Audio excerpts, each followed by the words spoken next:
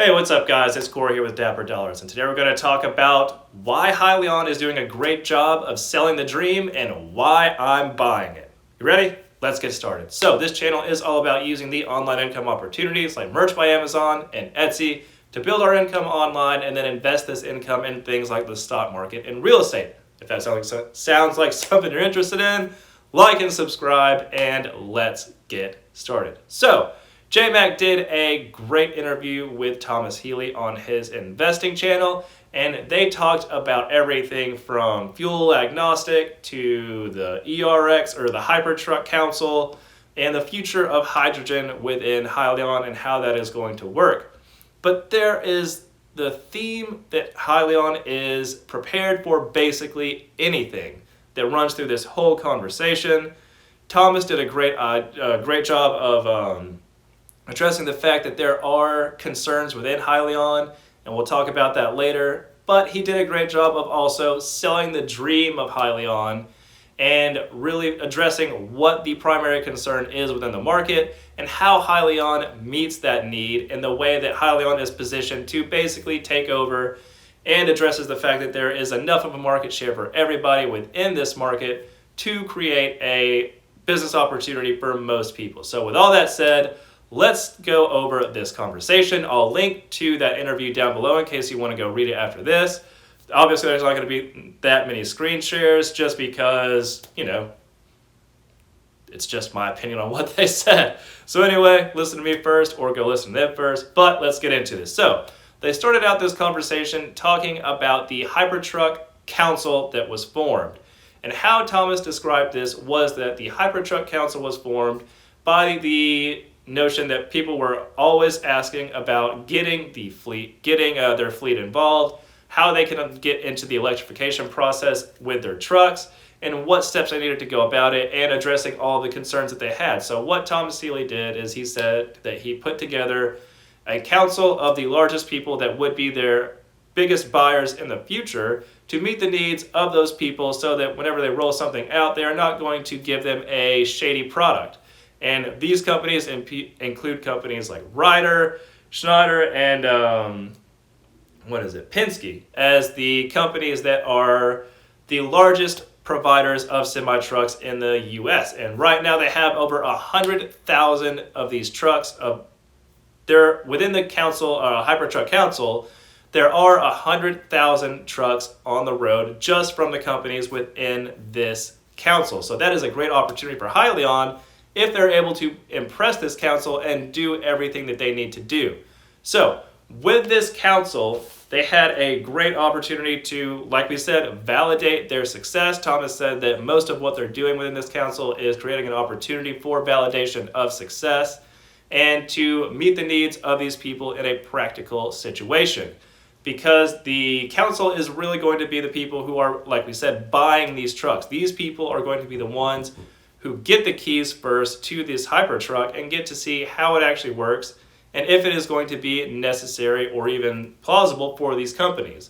So Hyliion is working with the people that are going to be the largest purchasers of Hypertrucks from Hyliion, which makes sense because you don't really want to work with people who aren't or are on the fringes of the trucking industry. You want to work with the people who are going to mostly be buying your products, and you want to make sure that they're happy before anyone else is happy because they're going to be buying the majority of your product. So this is great for Hyliion and a great step for them. So they also acknowledge that this is a proving time for Hyliion because this is an opportunity for them to show that they actually can deliver on their promises. Right now, we've just seen a low volume rollout of Hyliion chassis in the current situation. So this is going to be a great opportunity for Hyliion to actually live up to the hype. And Thomas also acknowledges that he is chasing follow-on orders with this strategy because initially what's going to happen is that the chassis are going to be rolled out to these customers.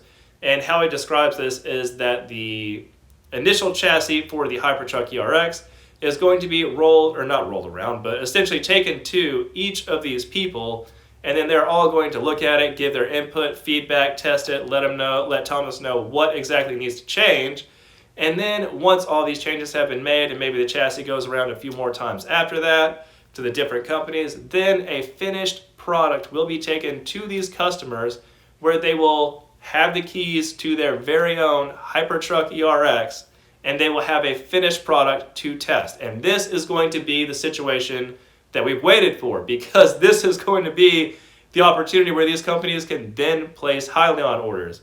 Because Thomas can say everything that he wants about people showing interest, people calling Hyliion, people asking how they can get involved and have Hyliion trucks in their fleets. But until we actually see the orders, this is going to be a rubber meets the road kind of moment. And it's great that Thomas acknowledges this, because a lot of us are definitely looking at this as a great opportunity or the beginning of the end for Hyliion. So the Hypertruck Council was started so that they could have all of the biggest suppliers that they wanted in one place to meet their needs. They're going to test everything out. They're going to be rotated, have a chassis rotated through the system for each of them. And then they're eventually going to end up with a Hypertruck of their own. And then we're going to see whether or not this thing crashes and burns or takes off. So anyway, moving on to the next point. The initial vehicles are going to be on a Peterbilt chassis. And this is great for Hyliion, because if you know anything about them, they are a Austin-based company in Texas. And Peterbilt is also a Texas-based company. So they are keeping the love within Texas. They're keeping it American-made, and this meets the same message that has been coming out of the White House recently, which is that there is going to be an emphasis on maintaining American-made and American-manufactured products like Hyliion. And if the trucking industry is any indicator, this is one of the industries that is a America First mentality. Whenever you think about a trucker, you usually think about a middle-aged person who is on the road and really loves America. So the fact that they are making sure that this is maintained in America, and that they are most of all working within Texas, because if you know anything about Texas, Texas loves Texas. And so if they're able to keep that going and keep the love within Texas, it gives them a base of support and potential for them to sell to their own consumers pretty soon. So anyway, the Peterbilt is where they're going to do that. And obviously the electrification of fleets is the end goal for Hyliion. And what Thomas talked about in this conversation is that this is what most trucking fleets are calling about whenever they call Hyliion, and they're asking about integration of Hyliion in the future. They want people, or they want to know that the electrification process is possible and full BEV is going to be in the future. However, Thomas did mention a story about a fleet that called him and had a conversation once they got into the details and the granular aspects of what would actually look like to be fully electric. And this person said that it was a $30 million estimate to have one of their fueling terminals go fully electric, and this terminal would serve around 100 to 150 trucks.